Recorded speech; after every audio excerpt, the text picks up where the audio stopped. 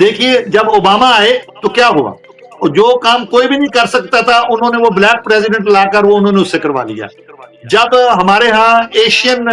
Home secretary بنے ہیں, ہمارے ایشین پرائم منسٹر بنے یہاں پر, وہ انڈین نجات جو تھے, تو وزیر داخلہ ہو یا وزیر اعظم,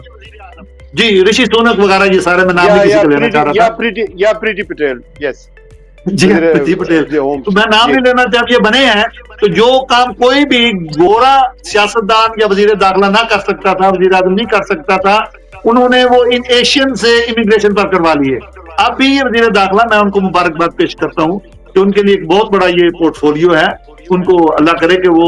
اس ملک کے مفاد کے لیے کام کر سکیں. ہماری طرف سے ہماری بہن ہے, ان کو مبارکباد پیش کرنی چاہیے. لیکن بھیا نوٹ کر لیں کہ یہ ایشین اور مسلمان کو لا کر یہ ایسے فیصلے کروائیں گے جو کہ اینٹی مسلم اور اینٹی بی ایم ای ہوں گے.